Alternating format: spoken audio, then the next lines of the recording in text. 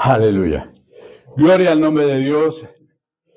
Yo voy a pedir que dos hermanos o hermanas puedan orar por mí. Necesito vuestras oraciones. Sé que habéis estado orando. ¿Y cómo lo sabe, pastor? Supongo, digo yo, creo que sí. Pero la lucha ha sido. Entonces, si ha habido lucha es porque ha habido oración. Amén. Entonces, voy a pedir que dos entre vosotros, por favor, oréis por mí. Señor y Padre, te damos gracias, Padre, por este tiempo, este alimento maravilloso y poderoso, Señor, puesto en el corazón de tus siervos, Señor, que sea, Señor, como un manjar delicioso para nosotros, que podamos gozarnos, Señor, con esta palabra, que tu Espíritu Santo, Señor, obre en cada uno de nosotros, que esa palabra no solamente es una palabra de poder, Señor, especiales, de fortalecimiento a nuestras vidas, para la felicidad de cada uno de nosotros. Sí, sí. En todo momento, Señor, de cuidarme, Señor, de nuestro corazón, de visto las cosas, en todo de los nombre de Jesús. Amén. Amén. Aleluya. Quiero deciros que ha habido y hay en esta palabra una gran lucha. Y hay una gran lucha porque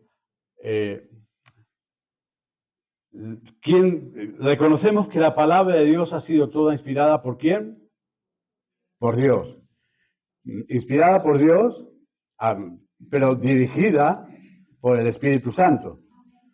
Entendemos que es una palabra desde el principio hasta el final que su mayor connotación es espiritual o no. Hay cosas naturales que están ahí, que son evidentes, pero Dios entró dentro de la humanidad, no se mantuvo al margen de la creación, sino que en todo momento fue partícipe de la creación, porque era su responsabilidad. Amén. Él se llama a sí mismo el esposo de Israel, ¿sí o no? ¿Se considera el esposo de Israel? ¿No? Nosotros somos la esposa del Cordero, del Hijo. Y es importante. Y claro, ¿cuántas veces nos han hablado de hay que adorar al Padre en espíritu y en verdad? ¿A que sí?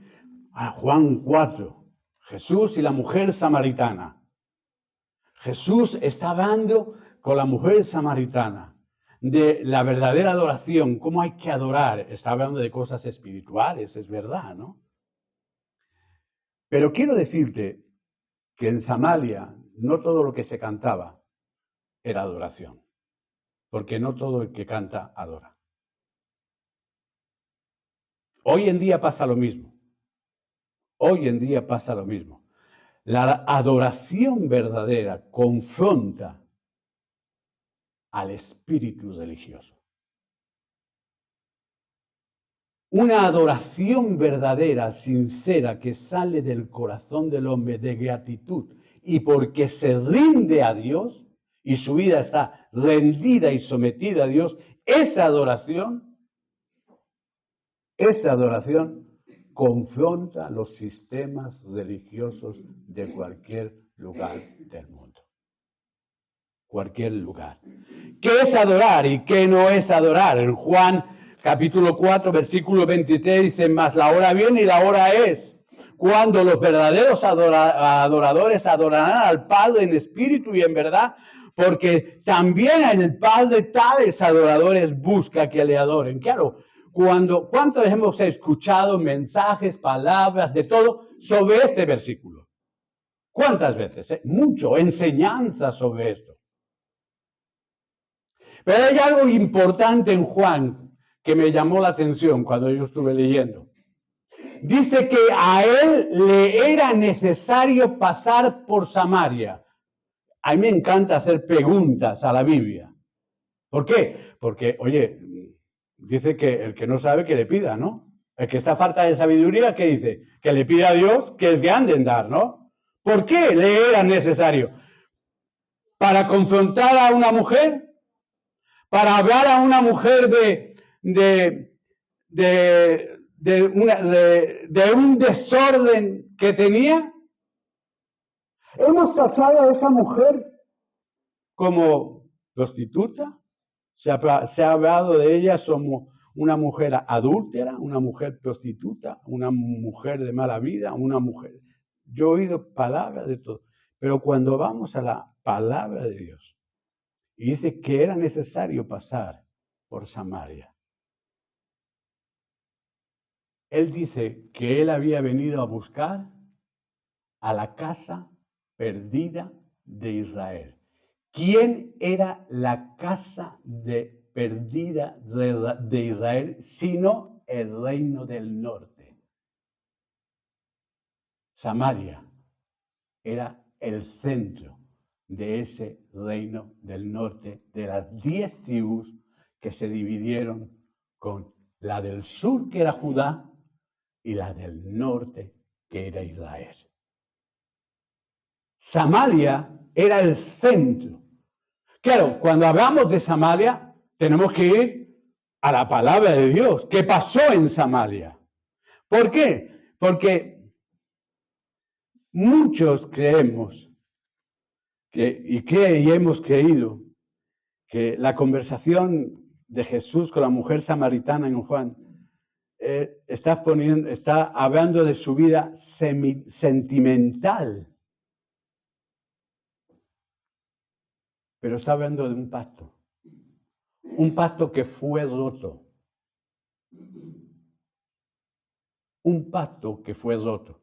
Esa mujer representaba a los samaritanos, a los que vivían en Samaria. Esa mujer expresó y habló acerca de cómo se vivía en Samaria, sin darnos cuenta y espiritualmente. ¿Cómo empieza Jesús la conversación con esa mujer? Como cualquier conversación para evangelizar, pero luego la lleva al ámbito espiritual. No tarda mucho, solamente dice, dame de beber. Y esa mujer tenía conocimiento de que verdaderamente el reino del sur, Judá, con 2 tribus, y el reino del norte, Israel, de 10 tribus, no se trataban entre sí, no se hablaban entre sí. Es más, según la Biblia, en el segundo libro de Reyes, capítulo 17, Dios desechó a Israel por su idolatría. Así, literalmente. Verdaderamente allí no había una idolatría visible, pero si lo leemos y lo vamos a leer, veremos que temían a Dios, al esposo verdadero, y adoraban a los maridos. En el lenguaje hebreo, porque hay que mirar todo en el lenguaje hebreo, cómo fue escrito. Y es importante entender. Porque hemos achacado a esa mujer como adúltera, fornicaria, no era viuda, había estado con uno, luego con otro, hasta 5, y el que tenía no era. Y todo hablando físicamente. Y a mí pensé, pero si la conversación de Jesús era espiritual, ¿por qué? Porque la mujer le dice, siendo tú judío, ¿cómo me pides a mí siendo yo una mujer samaritana? Porque no era pagana, era de una de las 12 tribus de Israel, era del pueblo de Dios, era una mujer de las 10 tribus de Israel que se habían separado cuando hubo la división del reino. No era gentil esa mujer, no era pagana. Era una mujer del pueblo. Era una mujer, no era una mujer extranjera. Pertenecía a Samaria, territorio del reino del norte. Y tenemos que mirar las escrituras. No es casualidad los nombres, no es casualidad muchas de las cosas que vemos, no hay casualidad en la palabra de Dios. Hay verdad, hay revelación por el Espíritu Santo de la grandeza del poder de Dios para traer liberación a un pueblo que estaba atado en esclavitud durante siglos. Durante siglos. Sus palabras revelan más que un verdadero esposo,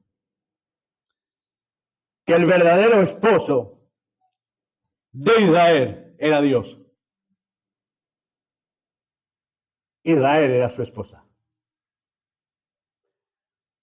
Lo que muchos no hemos sabido, aparte de que esa mujer no era extranjera ni pagana, sino que pertenecía a Samaria, y Samaria era un territorio del reino del norte, de la casa de Israel, compuesta por las 10 tribus que fueron llevadas cautivas y dispersas. Dios se presenta como el esposo y marido. Si toda la Torá y los profetas, Dios se revela como el esposo fiel a su pueblo. Cada vez que Él habla de que cuando el pueblo se desvía, habla de que el pueblo va tras los ídolos, se está fornicando o adulterando, porque Él se siente el esposo engañado de una nación que Él ha formado y la ha tomado como esposa. Él no solo se describe como creador y rey, Él se describe a sí mismo como aquel que cubre, protege, provee y gobierna en amor, como deben hacer los esposos. Él cubrió a Israel, el marido tiene que cubrir a su esposa, tiene que proteger, él protegió a Israel, él proveyó a Israel, el marido está para proveer, él gobierna, no con autoridad impuesta, sino en amor, siendo ejemplo,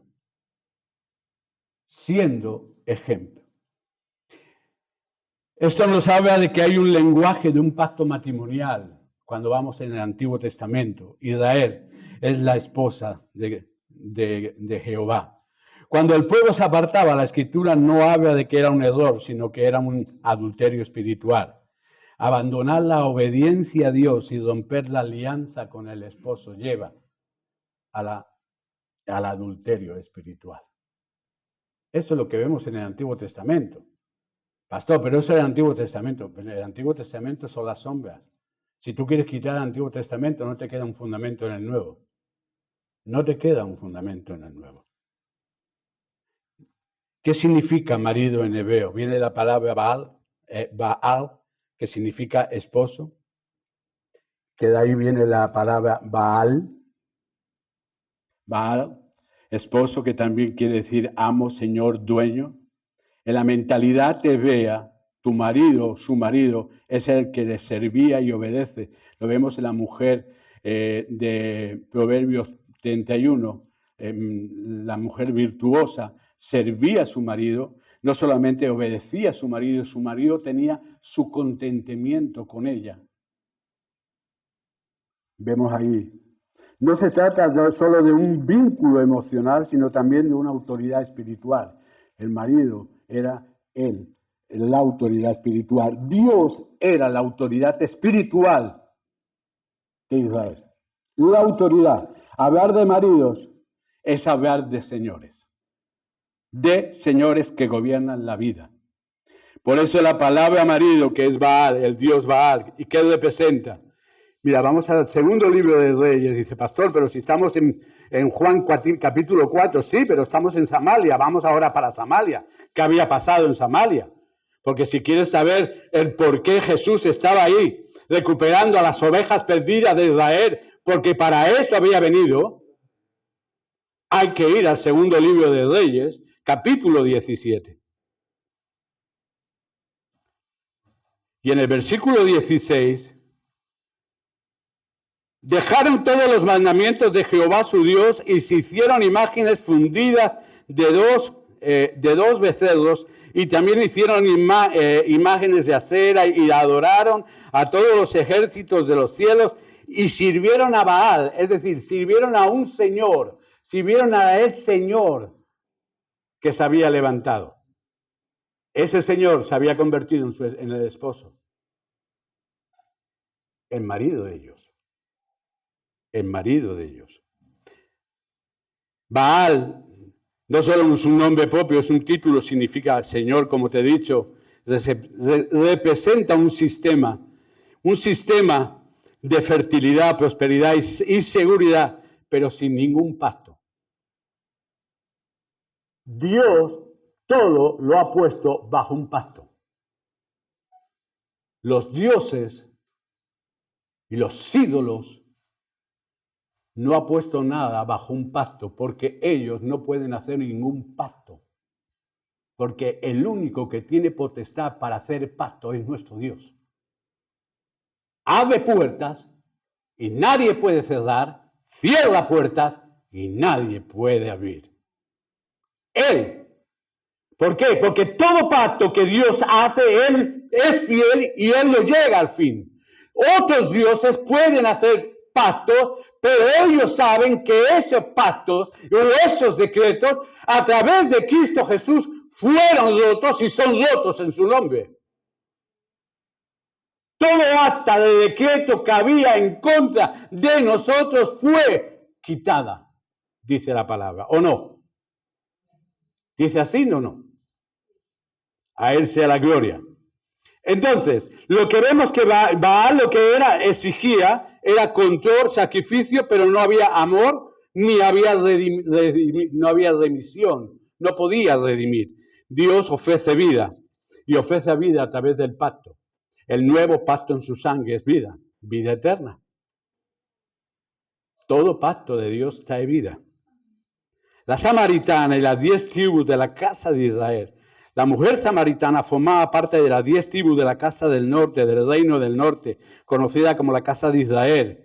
Tras la división de los dos reinos, reino del norte, Israel, y el reino del sur, Judá, las 10 tribus del reino del norte, Israel, fueron conquistadas por Asiria y diversas y dispersadas entre las naciones. Y me gustaría que, no vamos a leerlos aquí, pero me gustaría que la leyeras, todo lo que estás escuchando y queda grabado para que luego tú lo medites, que leyeras el segundo libro de Reyes, capítulo 17, y pudieras leerlo todo y podéis ver y comprobar que lo que estoy hablando está escrito en la palabra de Dios.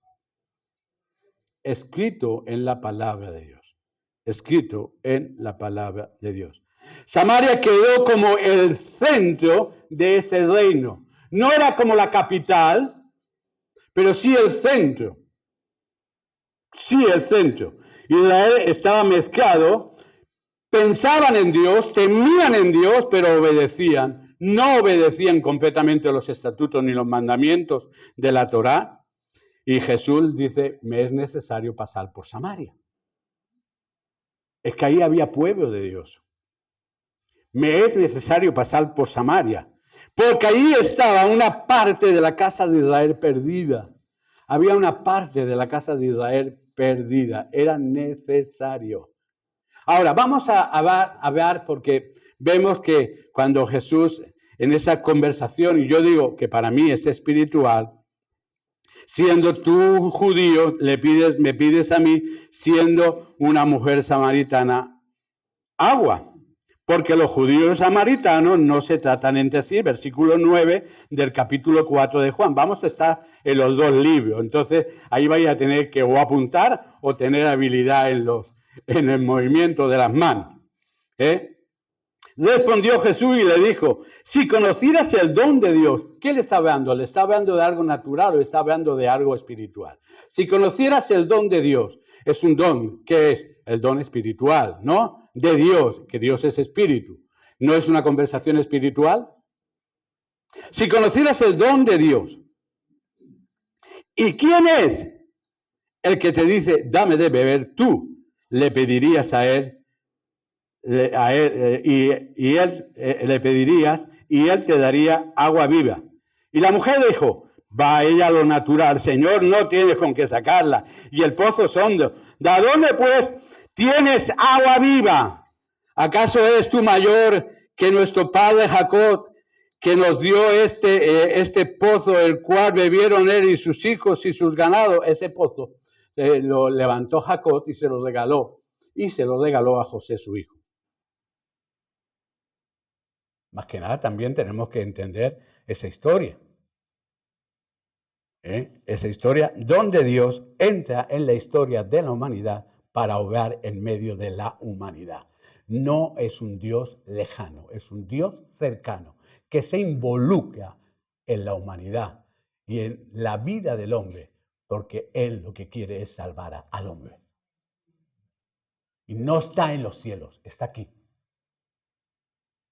Está aquí para salvar, para sanar, para liberar, para cumplir su propósito y su voluntad. A Él sea toda la gloria. Dice, cualquiera que bebiera de este pozo y de este agua volverá a tener sed, mas el que bebiere del agua que yo le daré no tendrá sed jamás, sino el agua que yo le daré será en él una fuente de agua que salta para vida. ¿Esa conversación, vida eterna, es espiritual o lo da físicamente? La conversación de Jesús con la mujer le está hablando, está abriendo un camino para que esa mujer pueda entender espiritualmente lo que está aconteciendo. Lo que está aconteciendo. No va de lleno, sino va poco a poco, paso a paso. La mujer habla y él habla, enseñándole una puerta, entrando por una puerta espiritual para cambiar su vida. Pero no emocional por los maridos, sino espiritual por lo que allí se había levantado en generaciones antes. Vida eterna. La mujer le dijo, Señor, dame de ese agua para que yo no tenga sed, no tenga yo sed, ni tenga que no venga aquí a sacarla. Jesús le dijo, ve, llama a tu marido y ven acá. Cuando Jesús le dice, llama a tu marido, le está diciendo a esa mujer, llama a tu autoridad espiritual. Porque los hebreos sabían que el marido era la autoridad espiritual. Llama a tu Señor. Llama a tu Señor. Llamas a quien sirves y a quien obedeces, llámalo. Llama a tu marido, a quien sirves, a quien obedeces, al que estás sometida por voluntad propia. Aquel que es tu cobertura espiritual, llámalo. No está hablando de un marido físico, está hablando y está entrando en una esfera donde la mujer se descoloca por un momento, pero luego entiende y comprende, no solamente ella, sino toda Samaria entiende que él era el Cristo, el Mesías enviado, el prometido por los profetas. Y todos creyeron en él como el Cristo. Así termina capítulo 4, el encuentro. Respondió la mujer y dijo, no tengo marido. Jesús le dijo, bien, ella pensaba en el esposo. Porque ella podía haber dicho, tengo compañero, no tengo marido. Porque al decir no tengo marido, estaba diciendo, ¿me entiendes? Soy sola. Y Jesús, ¿qué le dice? 5 maridos has tenido. Y el que ahora tienes, ¿le había mentido a la mujer? La mujer no le había mentido. No tenía un marido físico, pero sí que había un esposo espiritual. Había a alguien que ella se estaba sometiendo, obedeciendo espiritualmente. 5 maridos has tenido. Y el que ahora tienes, el que ahora le estás sirviendo, al que ahora te estás rindiendo a él, tampoco es tu marido. Tampoco es tu marido. Vamos ahora a ver a esos maridos. A esos maridos que nos dice la palabra de Dios. Vamos al segundo libro de Crónicas, capítulo 17.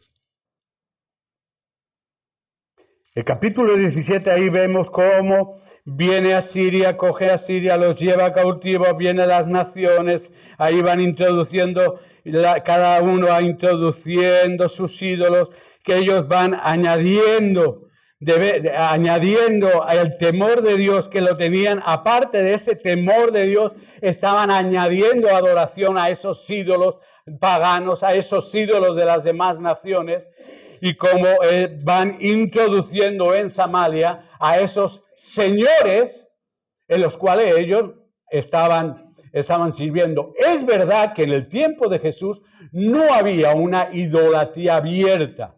Había lugares hartos, por eso ella dice en este monte, y vosotros decís que en Jerusalén. Y Jesús le contesta, ni en este monte ni en Jerusalén se adorará, porque los verdaderos adoradores habrá que adorar en espíritu y en verdad, porque de tales adoradores Dios busca. Pero fijaros, dice el versículo, vamos a leer a partir del versículo 29 del segundo libro de Reyes, capítulo 17, dice, pero cada una de las naciones se hizo sus dioses y los pusieron en los templos de los lugares altos que habían hecho los de Samaria, cada nación en su ciudad donde habitaba. Y fijaros, contar en el versículo 30 y 31, mirar esos dioses y veréis que son 5. ¿Coincidencia?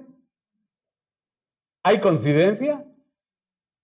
¿O es que Dios quiere que nos demos cuenta de la magnitud y de lo que la palabra de Dios esconde y hay detrás de la palabra de Dios para poder entender y comprender la situación de la humanidad?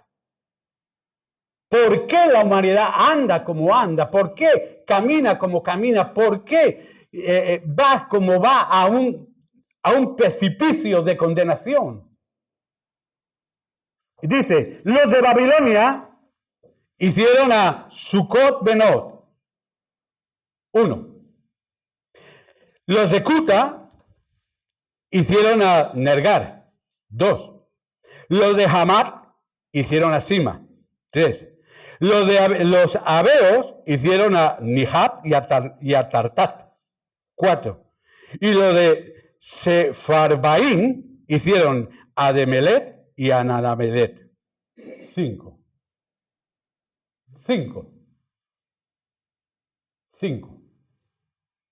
5 señores, 5 maridos, 5 dioses, entre comillas, que se levantaron en Samaria, donde el pueblo de Dios, Israel, la tribu del norte, las 10 tribus,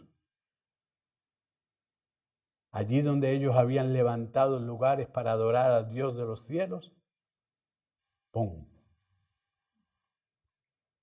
le permiten que sus dioses gobiernen la región de Samaria.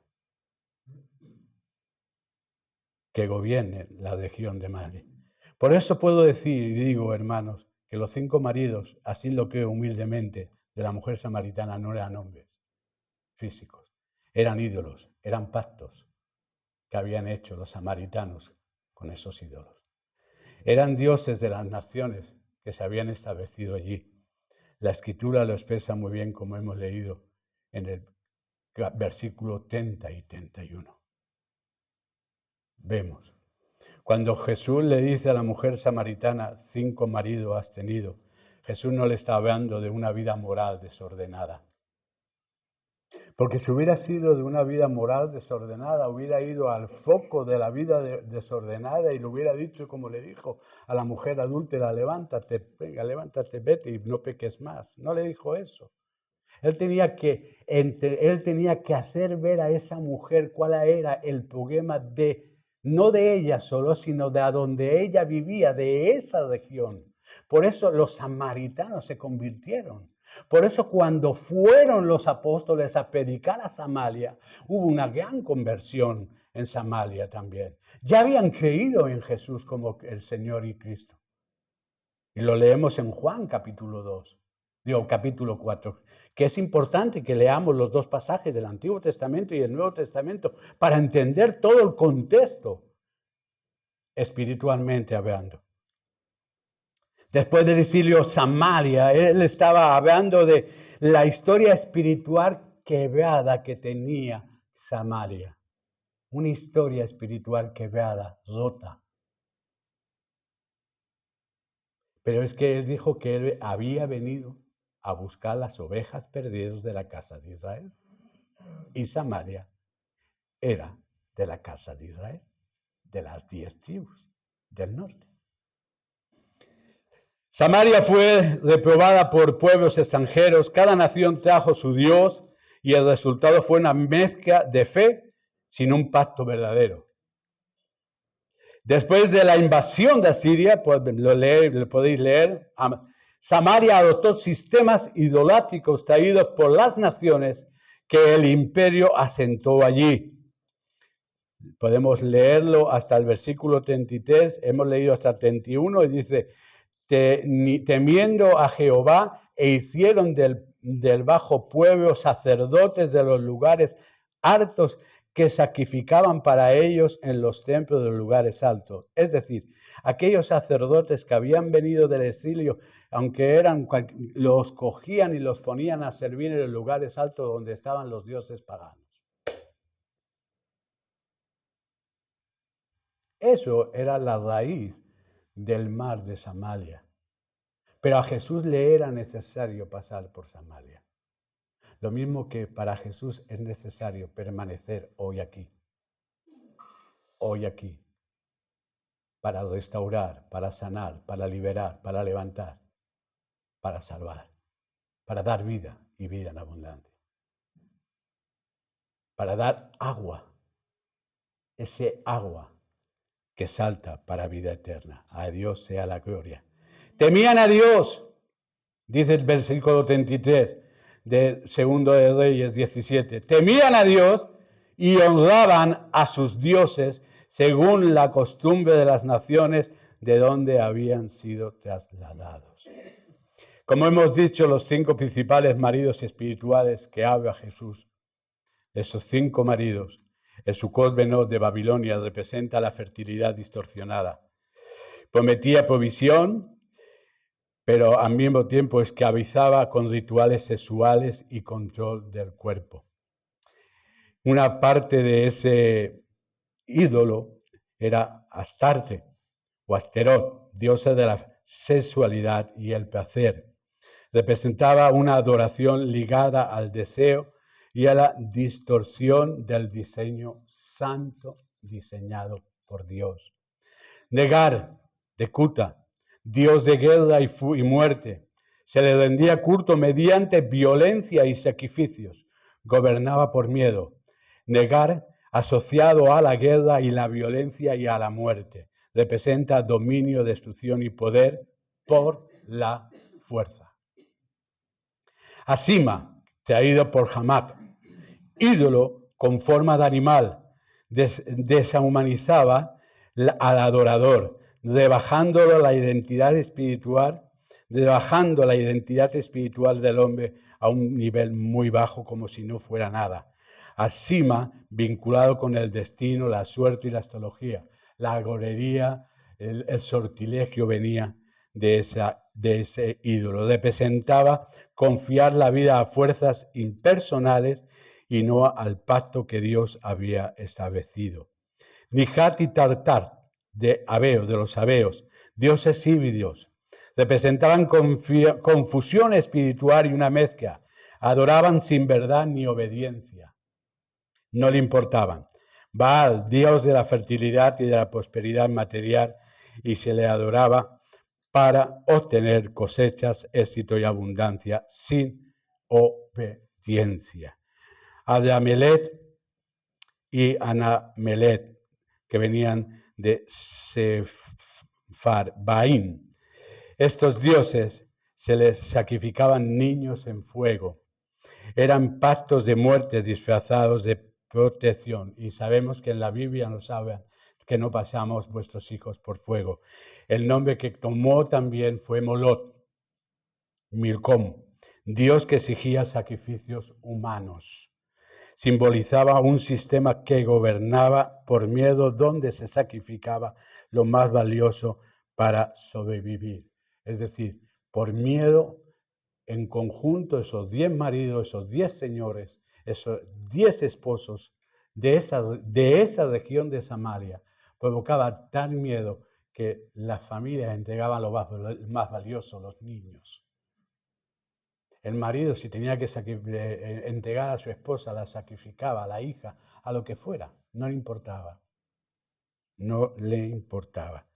Quiero deciros que el texto nos lo dice bien claro en el 40, versículo 41, dice: así temieron a Jehová aquellas gentes, y al mismo tiempo sirvieron a sus ídolos, y también sus hijos y sus nietos, según como hicieron sus padres. Así hacen hasta hoy. Adoraban a esos dioses y al mismo tiempo decían que temían a Dios. Los 5 maridos falsos y una adoración mezclada. Por eso le era necesario a Jesús pasar por Samaria, para abrirle los ojos a los ciegos. A los que estaban en tinieblas de muerte, Él vino para abrir los ojos. Y Samaria era una región que estaba en sombra de muerte. Pero Él había venido a buscar la casa de Israel, a las ovejas perdidas de Israel. La adoración samaritana ya no era idolatría abierta, ya no se quemaban niños, no habían, pero tampoco era un pacto verdadero, tampoco había una entrega, un temor verdadero. Era una mezcla, había una devoción a Dios sin obedecer, había una fe sin compromiso. Por eso Jesús declara que la adoración, que lo que ellos adoraban no lo conocían. En verdad, le dice Jesús a la mujer samaritana: vosotros adoráis lo que no conocéis. Y Él tiene que abrirle los ojos a esa mujer. Y si leemos hasta el final ese encuentro con los samaritanos, vemos como Él le abre los ojos del entendimiento a ese pueblo, a los samaritanos, para que luego puedan decir: ya no solamente lo creemos por lo que tú nos has dicho, sino porque nosotros hemos creído que Él es verdaderamente el Cristo, el que ha de venir. Él es. Yo no sé, porque Él dice que ahí se quedó varios días. Esos varios días en esa región de Samaria, la palabra de Dios dice que si se escribiera todo lo que Jesús dijo y hizo, no había biblioteca en el mundo para mantener todos los libros. Pero lo que sí tenemos, lo tenemos. Y el Espíritu Santo es el que trae entendimiento y revelación por la palabra viva. Y eso es lo más importante que tenemos. El Espíritu Santo que nos revela lo más oscuro. No oscuro, lo más secreto de Dios. Porque Él no deja a nadie sin entendimiento. A Él sea toda la gloria y toda la honra. No hay esposo sin alianza y no hay matrimonio sin fidelidad. ¿O crees que hay un esposo sin alianza?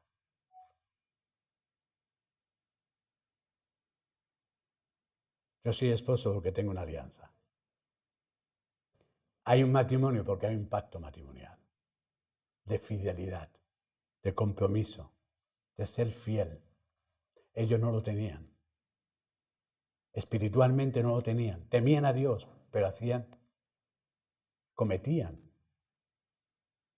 errores o fornicaban espiritualmente. Pero Jesús le invita a que tengan un encuentro con el verdadero esposo, que es Dios. Cuando Jesús le dice adorar en espíritu y en verdad, no se refiere a cantar, sino a volver a la obediencia de ese pacto que ellos tenían desde el principio. Espíritu sin verdad es emoción, y verdad sin espíritu es religión. Adorar correctamente es vivir sometido a los mandamientos de Dios con un corazón rendido en obediencia a Él. ¿Nos podemos equivocar? Sí. ¿Podemos caer? Sí. Pero nunca dejar que otro ocupe el lugar de nuestro Dios. Nunca dejar que otro ocupe en nuestro corazón el lugar de nuestro Dios. ¿Por qué? Porque hemos sido comprados por precio. Somos redimidos. Jesús pagó el precio por nuestros pecados. Pagó. Y precio de sangre, dice la palabra. No fue monedas como Judas que lo vendió. No. Fue su propia sangre la que pagó para que tú y yo nos pudiéramos llamar hijos de Dios. Y todos aquellos que han creído y creen en su nombre, Dios les da el derecho de ser llamados hijos de Dios. A todos los que creen en su nombre. Todos los que creen. Entonces, los que no creen, no tienen ese derecho. ¿Pero por qué lo dices tú? Yo no lo digo, lo dice la palabra de Dios. Si yo creo en Dios, tengo que creer en su palabra. Y para que veamos que la palabra no miente, vemos lo que nos dice el Nuevo Testamento. En Juan capítulo 4, vemos cómo queda establecido lo que estaba pasando ahí en Samaria en el Antiguo Testamento, siglo mucho antes, en el Antiguo Testamento, en el segundo libro de Reyes, capítulo 17. No hay ninguna contradicción. Lo que hay es un aumento de revelación para que el pueblo entienda a quién servimos, a quién rendimos, a quién adoramos, a quién exaltamos. No es cantar, no es levantar manos, no es cerrar ojos, no es emocionarnos.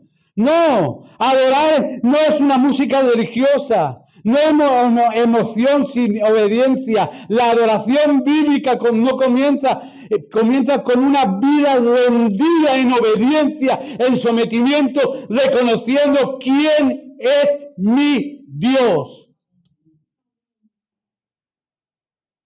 Yo no puedo empezar a adorar reconociendo a otro Dios que no sea mi Dios.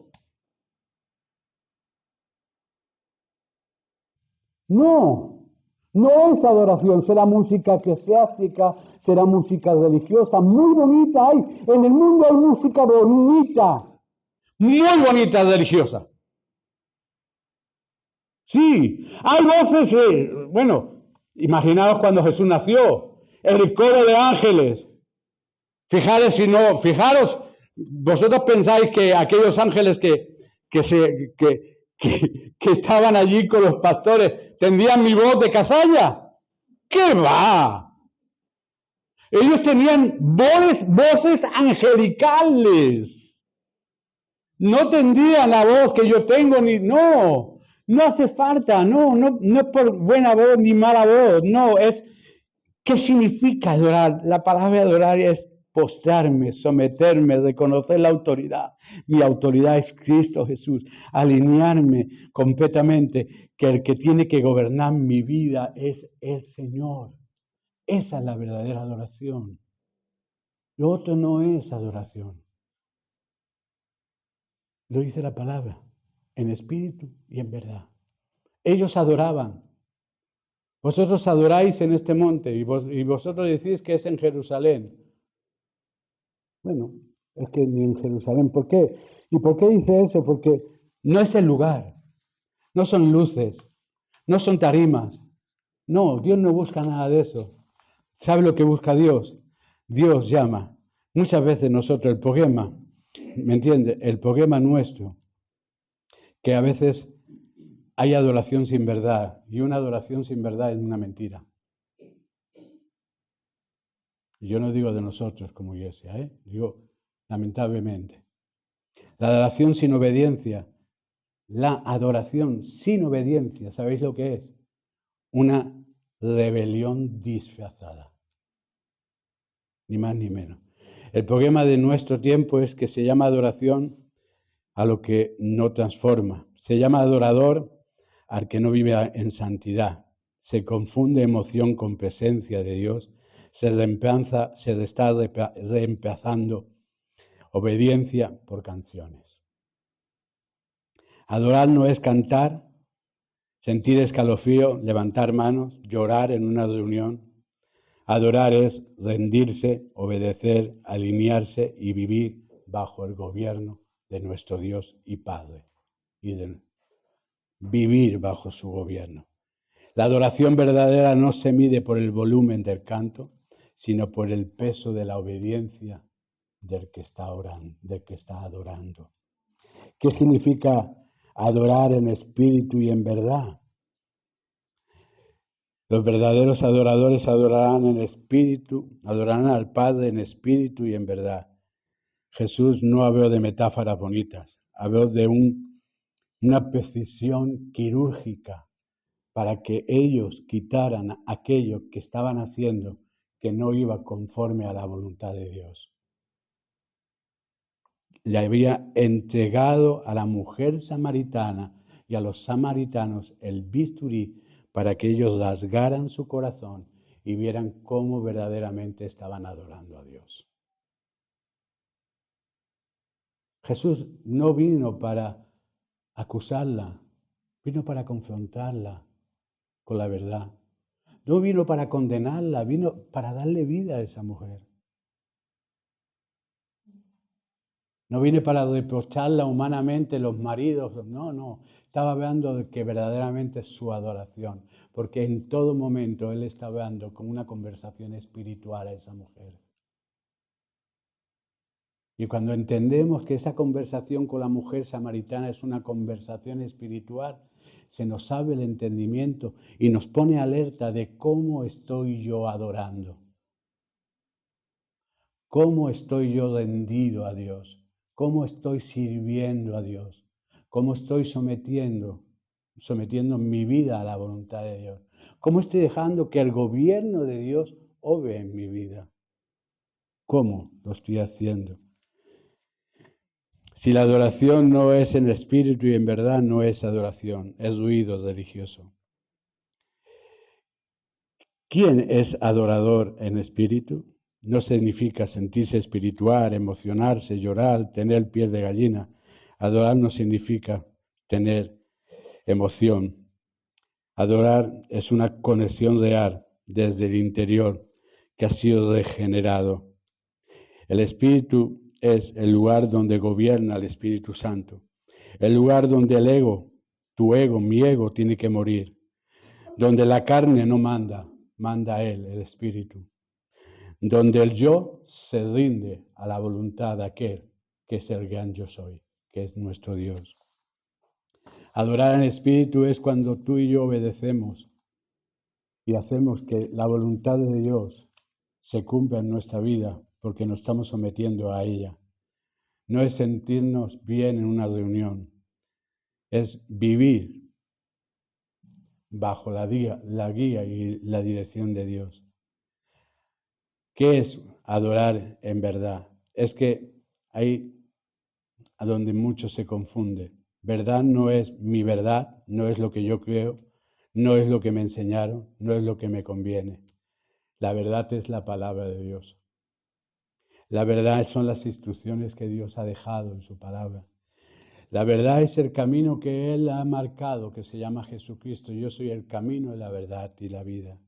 Y la verdad es la justicia de Dios, que abada en la cruz del Calvario por los pecadores. Él fue hecho justicia de Dios para nosotros. Esa es la justicia, esa es la verdad. No se puede adorar al Padre cuando rechazamos la verdad, que es Jesucristo. Adorar en verdad es vivir conforme a lo que Él ha dicho. Caminar en obediencia, aceptar la corrección de Dios. Aceptar la corrección. Abandonar las tradiciones humanas y dejar el pecado, aunque duela. No existe adoración verdadera sin estar alineados de verdad a la verdad de Dios. El gran problema hoy es de que hay adoración sin espíritu, que eso se llama liturgia. Hay adoración sin verdad, eso es emoción. Hay adoración sin obediencia, eso es engaño. Se canta mucho, pero se obedece poco. Se habla del espíritu, pero se rechaza la verdad que lo confronta, la palabra de Dios. ¿Quiénes son los verdaderos adoradores? Los verdaderos adoradores son los que viven lo que cantan, obedecen lo que creen, se someten al gobierno del Dios Padre, caminan en santidad, aman la verdad aunque confronte la verdad y permiten que el Espíritu Santo transforme su carácter. Yo necesito que el Espíritu Santo siga transformando mi carácter, porque no tengo alas, no tengo alas. Quiero terminar estas dos predicaciones en una, como el que yo he llamado. Mira, Dios no busca músicos, no busca escenarios, no busca canciones bonitas. Dios lo que está buscando son vidas rendidas, busca corazones que estén alineados a su voluntad, busca adoradores verdaderos, porque obedecer es mejor que los sacrificios. Si no hay espíritu, no hay vida, y si no hay verdad, no hay adoración. Adorar en espíritu y en verdad es vivir cada día. Tú y yo debemos de vivir cada día como si verdaderamente el Rey de Reyes y Señor de Señores y todo está esperándonos en la puerta para cogernos. Vivir cada día como si el Rey viniese hoy y ahora. Todo lo demás es religión. Es religión. El que adora, el que ahora tienes, dijo Jesús a la mujer, el que ahora tienes, le declara, no es tu marido. Es decir, lo que ahora estás adorando y ensaltando, no es el marido.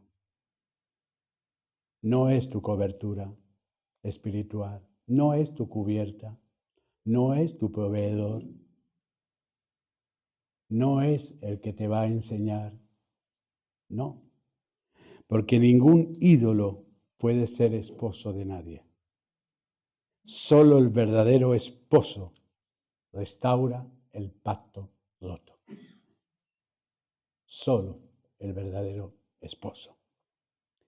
La pregunta final para terminar en esta mañana no es cuántos maridos ha tenido alguien. La verdadera pregunta sería, ¿quién gobierna tu vida hoy? ¿Quién gobierna tu vida hoy? Todo lo que ocupe el lugar de Dios termina convirtiéndose en Baal, en un señor para tu vida. Y esta es la decisión que cada uno de nosotros que estamos aquí, ¿a quién escoger? Escogeos a quién servís, como dijo Josué. Si a Dios, el que entregó a su Hijo y murió por nuestros pecados, o a los dioses de todas las demás naciones de la tierra. Y él terminó y dijo, pero yo, que sepáis, que yo y mi casa serviremos al Dios vivo. Yo y mi casa serviremos al Dios vivo. Y alguno pensará, pastor, pero sus hijos están apartados. ¿Y qué? Yo sigo sirviendo al Dios vivo. Mi esposa sigue sirviendo a Dios vivo. Y a mis hijos les seguimos enseñando que no hay mejor cosa que servir al Dios vivo. No hay mejor cosa que servir al Dios vivo. Amén. Espero que en esta mañana podamos haber entendido algo más acerca de la palabra de Dios, de la importancia de la adoración.